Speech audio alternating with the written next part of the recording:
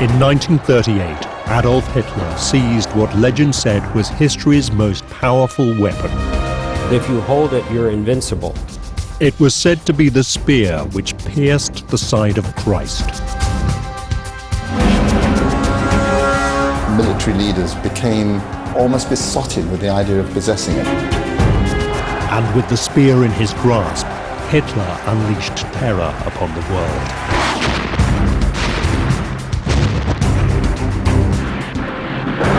But in the chaos of war, this most valuable of Europe's treasures simply vanished. This was an emblem of war, twisted by the Nazis to become symbols of the Third Reich.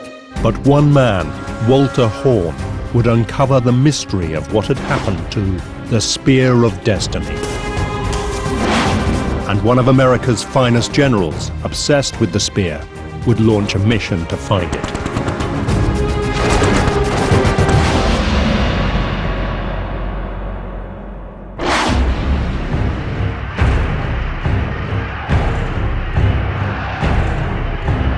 In 1933, Adolf Hitler is elected Chancellor of Germany.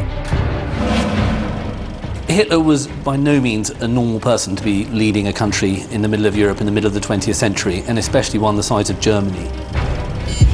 He was a very embittered, lonely, twisted, abnormal individual who had an enormous amount of drive and this famous will to power. And that's what really, spurred him on. He is desperate to be the all-powerful leader of the German people and create a new Germanic empire. The trouble is, he had won less than half of the popular vote. His grip on power was nothing like as strong as many people think. I mean, after all, most people hadn't voted for Hitler. The country is divided, and to realize his dreams, he will need to unite it. Germany was, until just a few years before, in real terms, just a collection of very, very small states. You've got people in, all the way up near the Danish border, and you've got people all the way down near Munich and as far east into what would now be part of Poland. So how do you unify these people? Hitler encourages the Germans to look to what he says is their past. He wants to portray himself as a man who will restore Germany to a time when it ruled Europe. And he wants to extend its borders to those of the greatest German empire in history,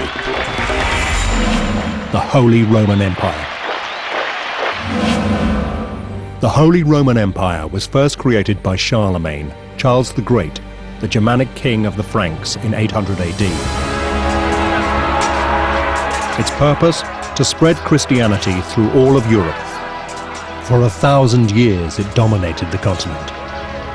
At its height, stretching from the North Sea to the Mediterranean, and ruling over what is now Germany and much of Austria, Poland, Italy and France.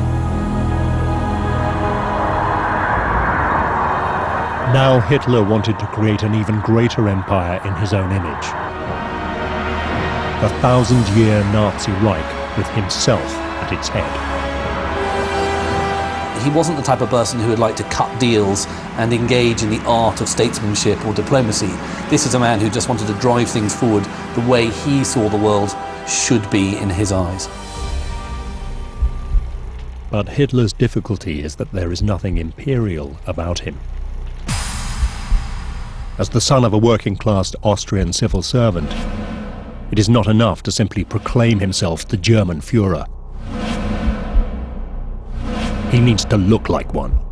He needed to try and assimilate some of the trappings of power and the type of trappings that would be suitable for someone who is ruling a kingdom in the middle of Europe.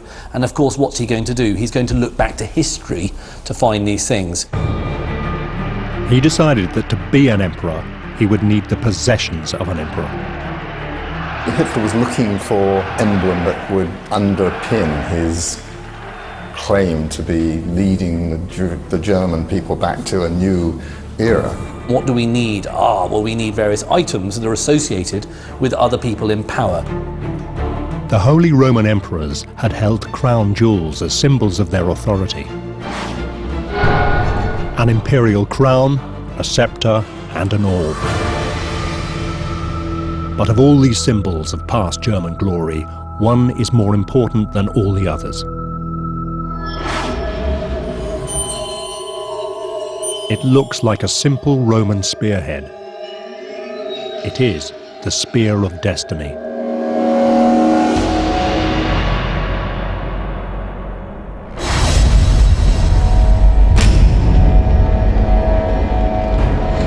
The Spear of Destiny was said to be none other than the spear that had pierced the side of Jesus Christ as he hung on the cross.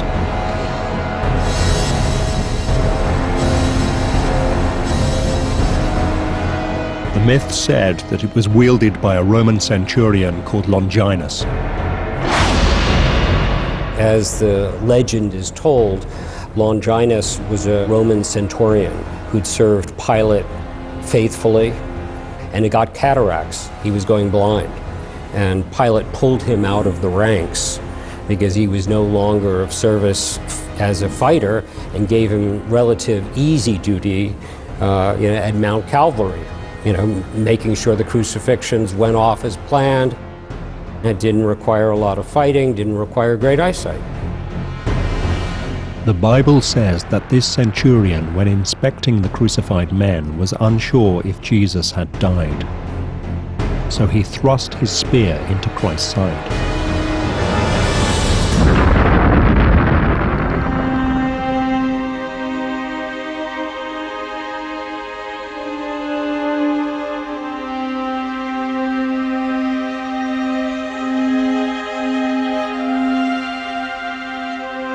Blood allegedly dripped down the side of the spear into Longinus's eyes. He was cured of cataracts. He was cured of his blindness. He had a vision of the future. He had a vision of Jesus as the Messiah. Longinus was converted instantly.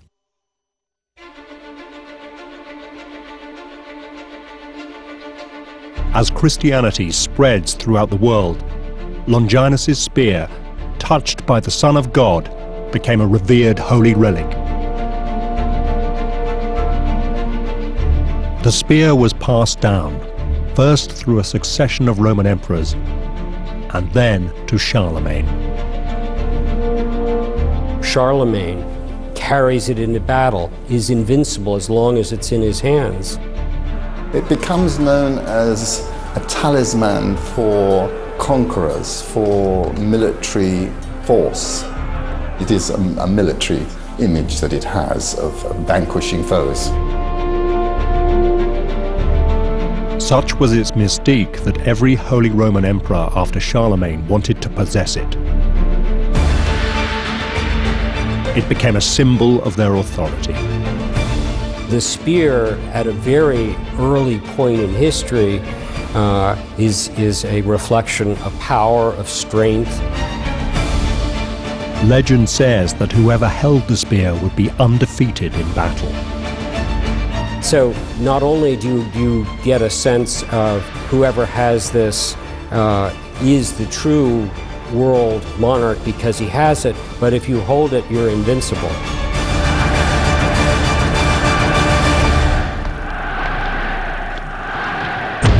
It was clear why Hitler wanted it, but he didn't have it. In fact, it was in Vienna, the capital of neighboring Austria.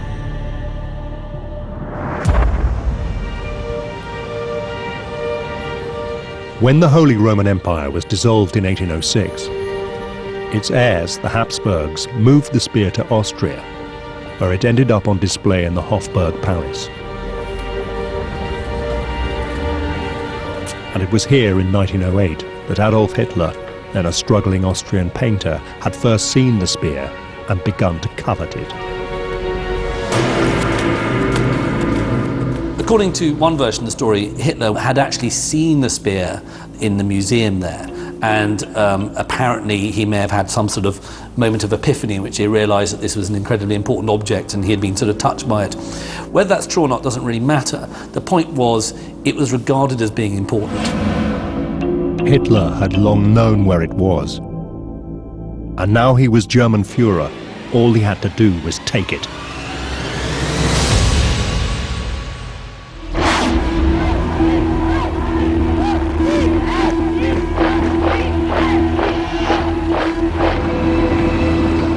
On March the 12th, 1938, German troops crossed the border into Austria. The world watched as the Austrian government collapsed.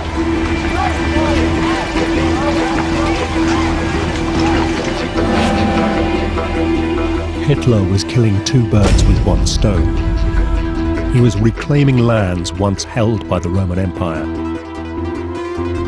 and was now on the brink of seizing the Spear of Destiny. You've got to realise that Austria and Germany are, in Hitler's eyes, indivisible, and indeed they should never have been divided in the first place. With Austria in his grasp, Hitler now activated the second part of his plan.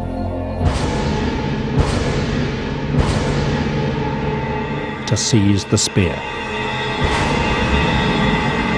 As the story is told, as the panzers were driving, across the border into Austria, Hitler had an SS officer in civilian garb already planted in the museum.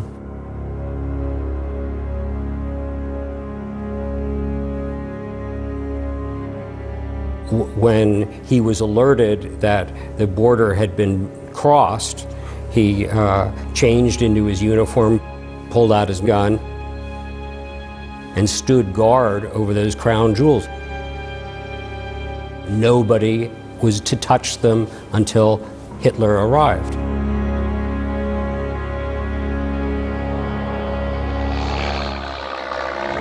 Hitler arrived in Vienna just 2 days after the invasion.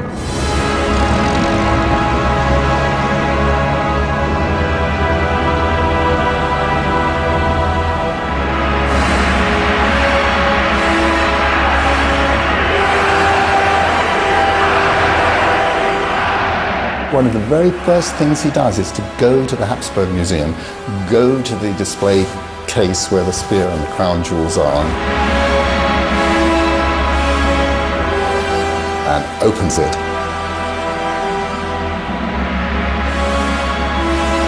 And takes possession of the spear. He took hold of the spear on March the 15th. It was not a date picked by accident. He took the Spear of Destiny on St. Longinus Day. That's when the centurion, who allegedly carried it at the crucifixion, is honored.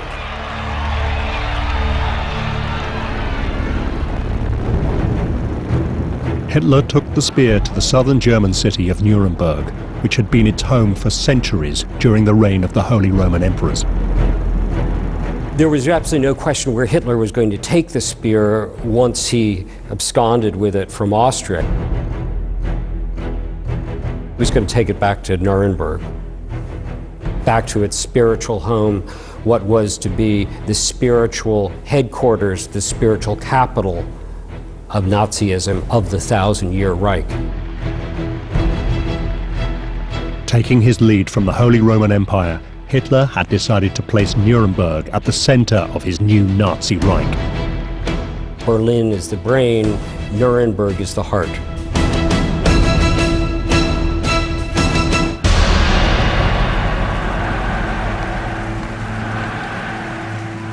Here he had built vast parade grounds holding hundreds of thousands of spectators.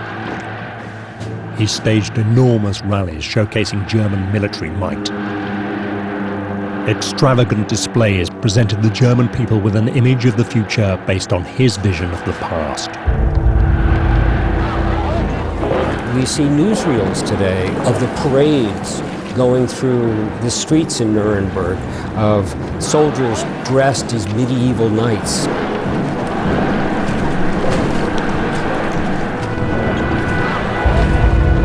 with mock-ups of the chest of the crown jewels, symbolic of being returned to the homeland. The 1,000-year Reich begins.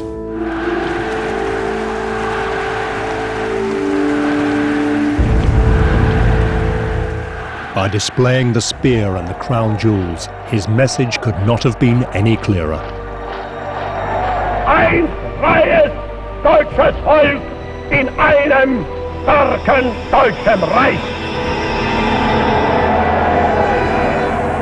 He was the heir to the Holy Roman Emperors.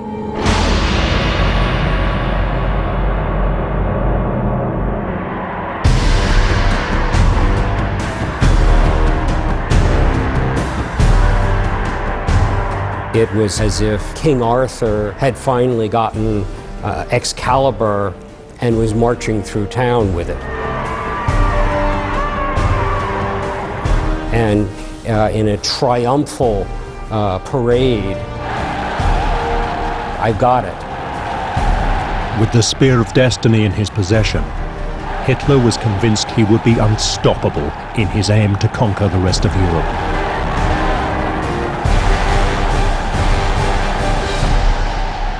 But of course, it didn't turn out that way.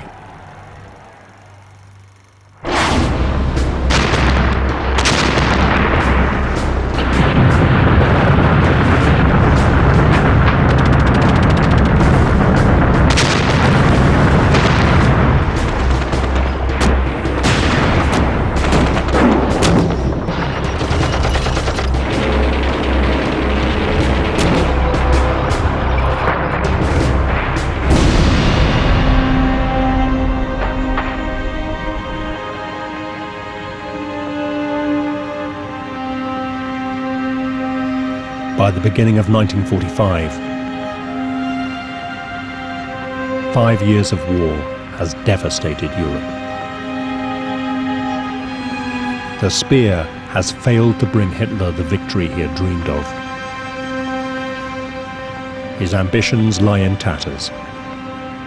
His empire on the brink of collapse. And in the chaos, the Spear of Destiny, one of the great treasures of Europe, has disappeared.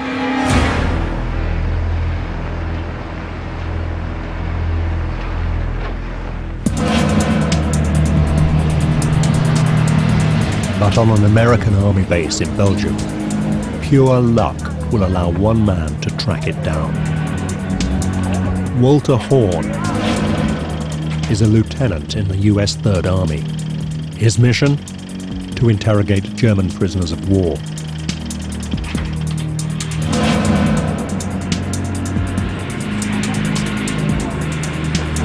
Horn is no ordinary American GI. For one thing, he's German. And 10 years earlier, he had narrowly escaped the clutches of the SS.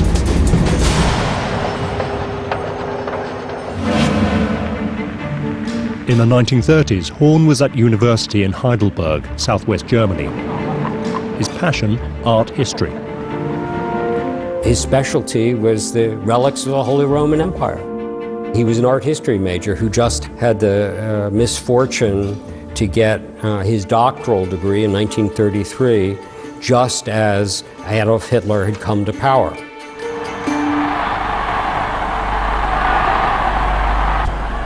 As a historian, Horn found himself being sucked into Hitler's obsession with proving the superiority of the German race. He was invited to join a special unit of the SS created specifically for this purpose, the Ahnenerbe. Promising academics were press-ganged into the Ahnenerbe. The job? To prove at any cost that German culture was superior to every culture in the world. And who better for the Ahnenerbe to recruit than the impressive young academic and PhD Walter Horn. Walter was perfect Nazi material. He had been a javelin contender for the Olympics. He came from fifth-generation Germanic, Aryan stock. You know, he was young, he was good looking, he was well traveled. This was the kind of man the Nazis were looking for. But Horn could see exactly where Nazi control of German academic life was leading. The Ahnenerbe can't just be seen as a kind of harmless bunch of corrupted academics who were just sucking up to the Nazis, because what they were proving was helping to create a worldview that was in essence evil. And some of these theories are directly related to the idea of race, and we all know what happens when you apply these theories to a regime that is as murderous as the Nazis are. It leads directly to the gates of Auschwitz.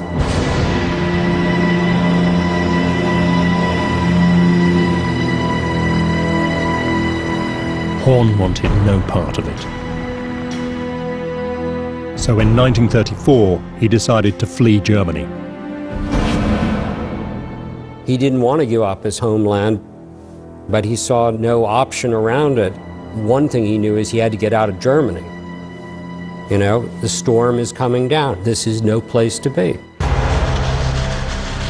But as he began his flight to freedom, Horn learned that the SS were after him.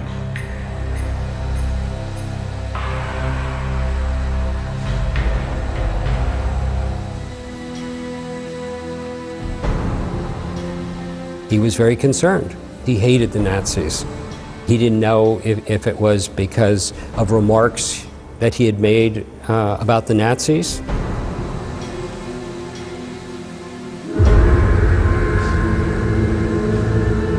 To his horror, one SS officer had managed to track him down.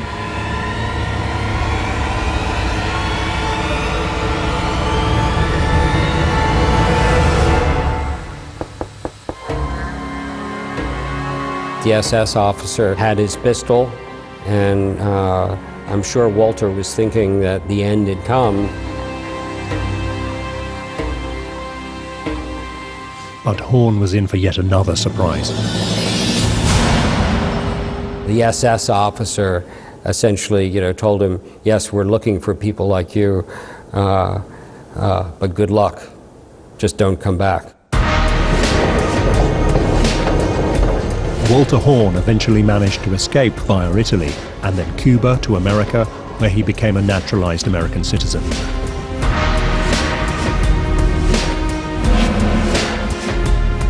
And that is how, as a fluent German speaker, he ended up in Belgium interrogating POWs at the tail end of the war. As the Allied armies worked their way into Germany, behind the front lines, you've got units doing various sort of ancillary roles that are nevertheless vitally important. One of these, of course, is to hunt for criminals. I mean, straight manhunts. And what these people are doing, these war crimes units, is to hunt for evidence, which hasn't been burnt by the Gestapo. For months, Horn had been uncovering very little. But one afternoon, a harmless-looking POW changed all that. Quite late in the day, a relative old man is taken out of the prisoner pen to be interrogated. Private Fritz Huber. Fritz Huber has nothing really to contribute, or so it seems. Private Huber said, I'm sorry, I can't tell you any information because I don't know any information. All I've been doing is, slogging gun cases around. Walter felt sorry for him, offered him a cigarette, offered him a cup of coffee, and they just sat and chatted.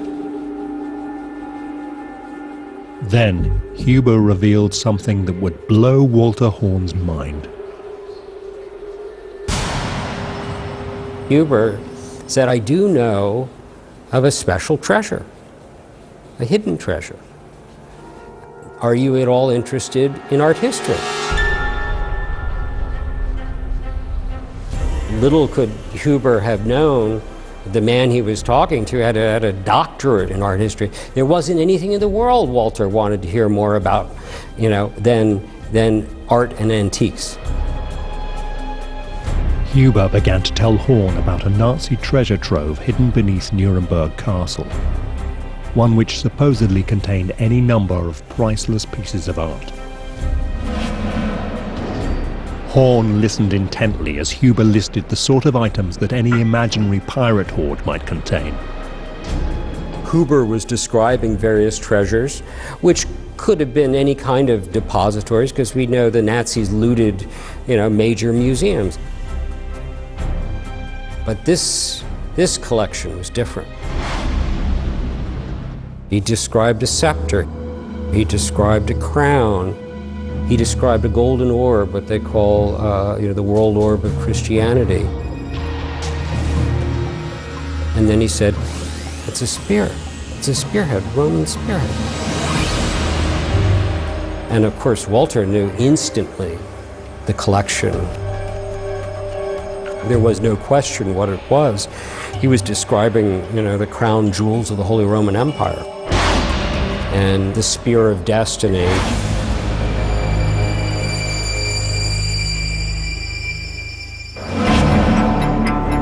Horn pushed Huber for every detail and was amazed to find out the lengths that the Nazis had gone to protect the Spear of Destiny.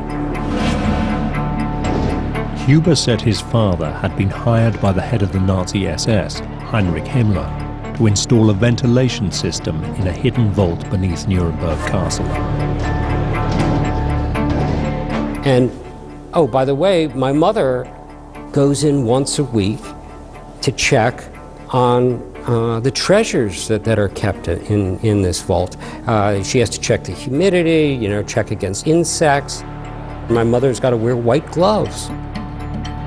And as Huber is telling this story, Walter's getting more and more interested. Huber described a network of tunnels beneath the castle which led out to a secret entrance on the streets below.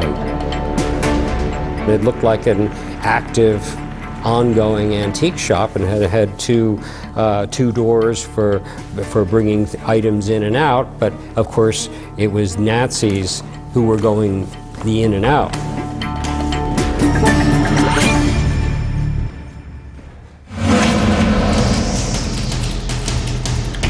Aware that he had possibly just uncovered the location of one of the world's great treasures, Horn immediately began to write up a report for his superiors. But fearing the American High Command wouldn't understand the importance of the spear, Horn made sure to write in detail, even drawing a map of the city to show where the vault could be found. Walter Horn sat at a borrowed typewriter, and he typed up an intelligence report. And of course, being an art historian, I'm sure it reads more like a art history paper than a military intelligence report. Horn worked quickly. He knew the advancing Allied forces were planning a huge offensive on Nuremberg. And he feared that in the battle, the spear could be destroyed. He mailed it off, fully thinking that this would be dismissed as tangential to the fighting going on, that what military commander would possibly conceive the Holy Roman Empire, crown jewels, and the Spear of Destiny to be a military objective. But in another amazing stroke of luck, Horn's report eventually landed on the desk of the one man who had both the power and the will to save the spear.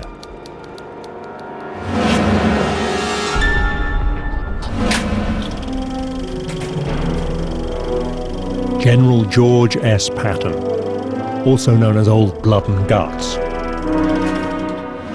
was in command of the US Third Army in Europe and was one of the generals overseeing the invasion of Germany. A flamboyant man, often pictured with two silver revolvers, he was a brilliant tank commander and tactician. A Catholic convert, Patton saw himself as a Christian warrior. But more than that, he too was obsessed with the legend of the Spear of Destiny. He had even written a poem about what it must have felt like to plunge the spear into the side of Christ. I cannot name my battles, for the visions are not clear. Yet I see the twisted faces, and I feel the rending spear. Perhaps I stabbed our Savior in his sacred helpless side. Yet I've called his name in blessing when after times I died. As US troops battled their way across Europe, Patton had been attempting to track the spear's movements. His fear was that the spear, if not found, might be used as a talisman to inspire a Nazi resurgence. But so far he had no idea where the spear was, until Walter Horn's report landed on his desk.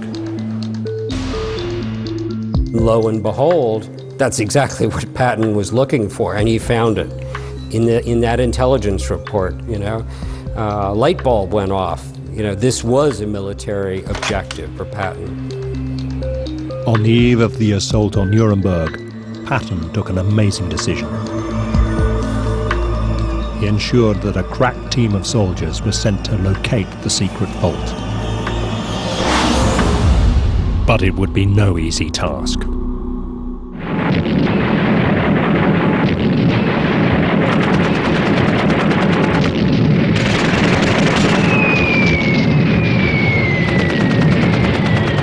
Nuremberg had suffered a series of massive bombing raids.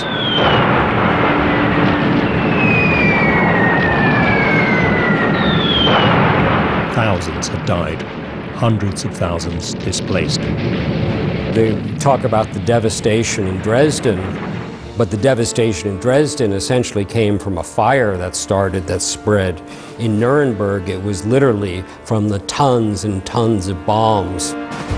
And now the Allies intended to send Hitler a message. They planned to capture Nuremberg on April the 20th, the Führer's birthday. Hitler was adamant that his spiritual capital would not fall. His instructions are that the defenders of Nuremberg will fight to the last bullet, and the last man, and even the last young child.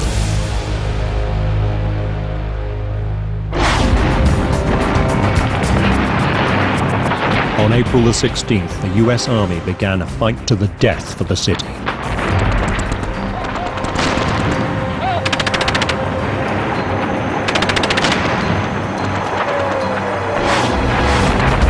Patton's special unit, sent to locate the spear, was soon caught in the thick of the fighting. It was narrow, medieval streets, big battlements. It was almost essentially hand-to-hand combat, almost like taking one street after another, and it was very dangerous kind of fighting. Children were actually being used as scouts. The Germans fought right down virtually, to the last man standing.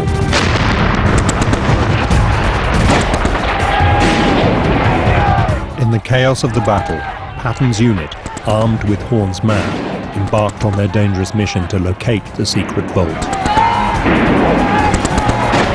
That unit lost many men to work their way where the vault was.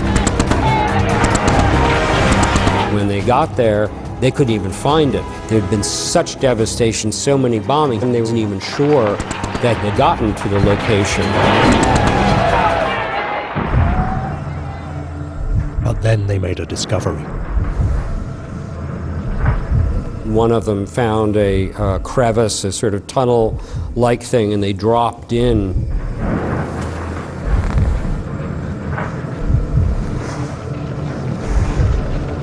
At the end of a long, dark underground tunnel, they found something staggering.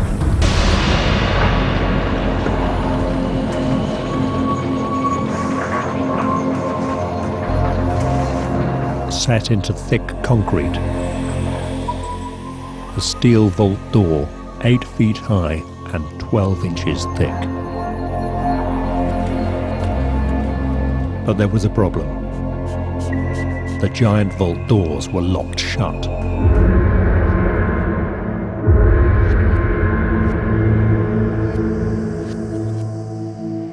door itself was impenetrable at that point. When one of the munitions men was literally about to, plug dynamite in the sides of this giant vault door.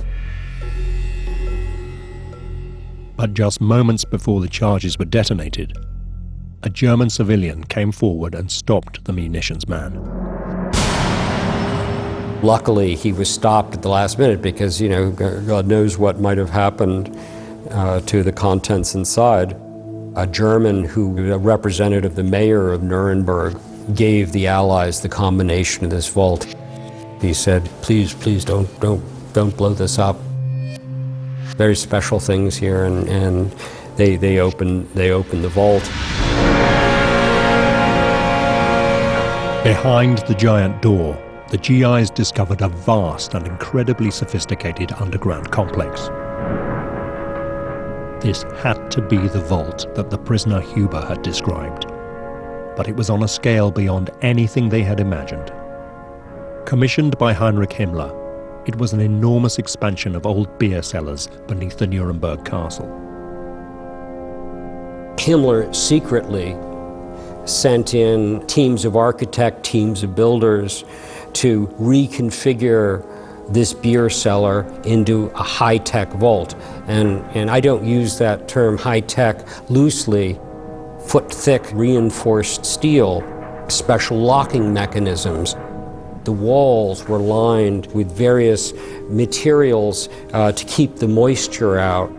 Air purification system, its own generator system. It had water, it had showers, it had baths, it had a kitchen, it had its own little escape hatch.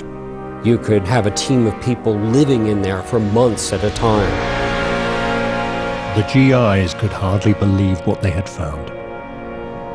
But unsure of exactly what they had discovered, the message was sent for Horn to come to Nuremberg to identify the contents of the vault.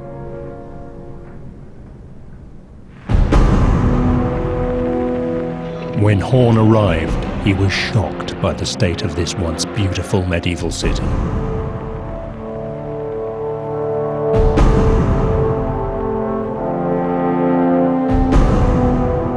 Picture a moonscape, picture churches missing their roofs, bodies strewn about.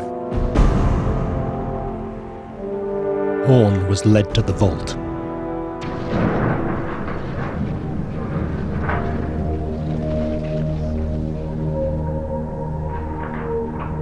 Even though the contents had been described to him by Huber, Horn was stunned by what the vaults contained. There is just this fantastic room full of Europe's treasure, which can rival anything you'll see in the Louvre or the British Museum, and it really is a real treasure trove. And the guys who went in there realised, my God, I mean, how much had the Nazis taken?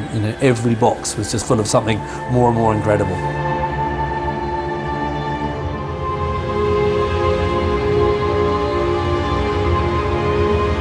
Horn was shown a small wooden crate.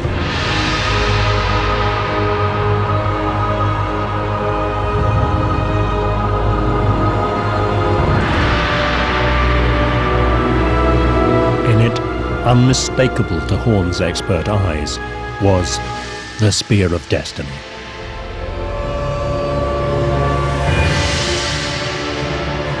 Horn became a hero when he recovered the Spear of Destiny. Now the question was, what were they to do with him?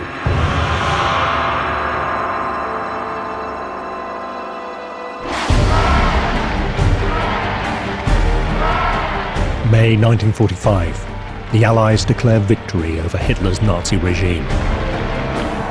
6 years of war draws to a close. Hitler had committed suicide in his Berlin bunker.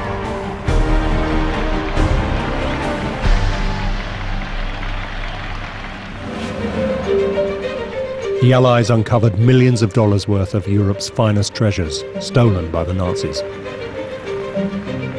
We know the Nazis looted, major museums. Major collections were brought wholesale in by train. Now began the task of returning these treasures to their rightful owners. Walter Horn had assumed the spear would be returned to Austria. The Spear of Destiny come from the Hofburg in a museum in Vienna. This is where he fully thought they would be returned to. Patton had other ideas. It seemed that Patton, too, had become bewitched by the power of the Spear of Destiny. Patton said and openly declared that these relics, this Spear of Destiny, are not artwork. These are emblems of war, twisted by the Nazis to become symbols of the Third Reich. Patton was the type of man who very much would have liked the idea of the Spear of Destiny, in his back pocket and wanted to take it back to the United States. Perhaps he believed, as did Hitler, that whoever possessed the spear would be invincible.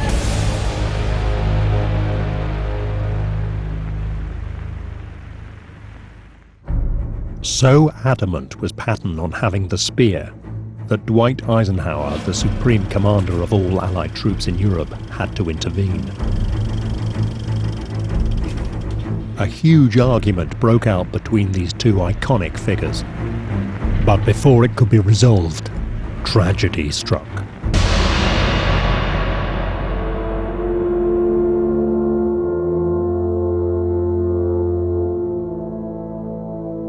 His car is hit by a lorry. He's virtually paralyzed. He's in hospital for a short period and then he dies. With Patton died the last obstacle to the spear returning home to Vienna.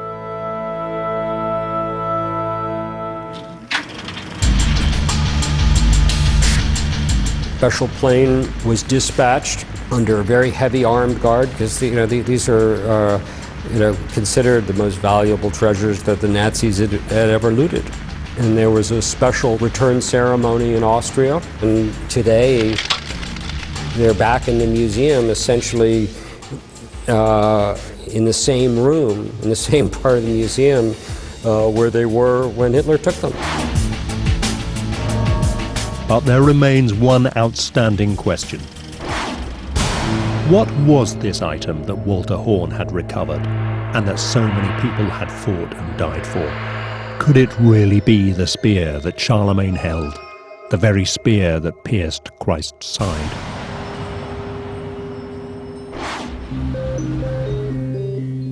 Robert Feather, a trained metallurgist, was the first person in 40 years to be allowed to examine the spear scientifically. I was called in to examine the spear because I'd had previous experience of metallurgical work on ancient artifacts. I trained as a metallurgist and I've sort of done a lot of work in ancient metals and materials. One of the first tests he did was to see if there were traces of blood on the spear. If it were Christ's blood, it would be the most staggering discovery of all time. I took swabs of the spear just in case there was any biological material. I mean, if it's a spear, it could have had some blood on it somewhere, and the remotest chance that some of it might be Jesus' blood just occurred. So I thought I'd better do it just in case. Is someone going to say, why didn't you? But no traces of blood could be found. Next, he did a series of non-destructive tests to uncover the age of the spear. We did XRF, which is X-ray fluorescent tests. We did microscopic analysis. We did full high-powered X-ray analysis. These tests finally gave an approximate date to the spear itself, the 7th or 8th century AD. To say that it was the spear that went into the side of Jesus, I think, is rather difficult, if not virtually impossible. It's impossible really to have had much contact with someone who had supposedly died 8 centuries before it was made. Science had proven that the Vienna lance was not the spear that had pierced the side of Christ. So does this mean it is worthless? Had thousands of lives been risked in pursuit of nothing more than a medieval forgery? After all, one uncomfortable fact, even for Hitler, was that it wasn't the only spear claiming to be the spear of destiny. Problem with the spear is that there are quite a few of them. I mean, I think there are at least 4. There are competitor spears in different places to the Vienna spear.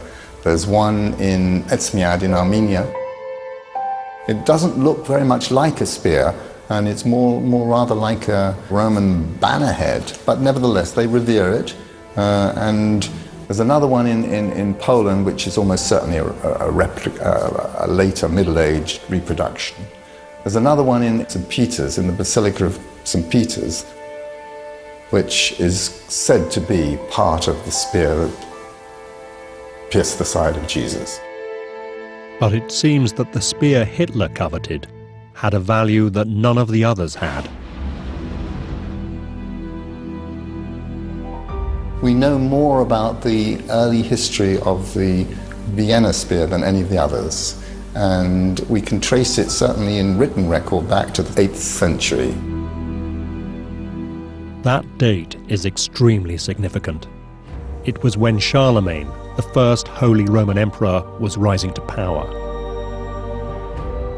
This spear may not have been the spear which pierced Christ's side, but it was the spear held by the Holy Roman Emperors. There's no question that that spear was the one carried by the Holy Roman Emperors, and that this was the one passed on, throughout history, through tradition, and was the one that Hitler took. And Hitler had understood something else. It doesn't matter what something is. What matters is what people believe it to be.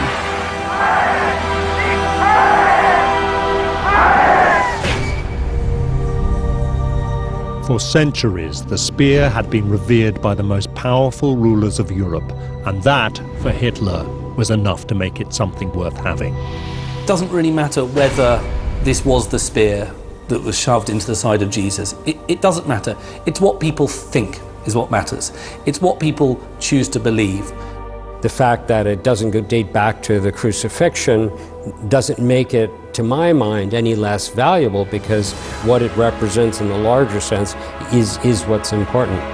Even though it's very easy today to look at it as all being part of, it's all mumbo jumbo, it's kind of, junk history, it's kind of mythology, it's superstition, it's important.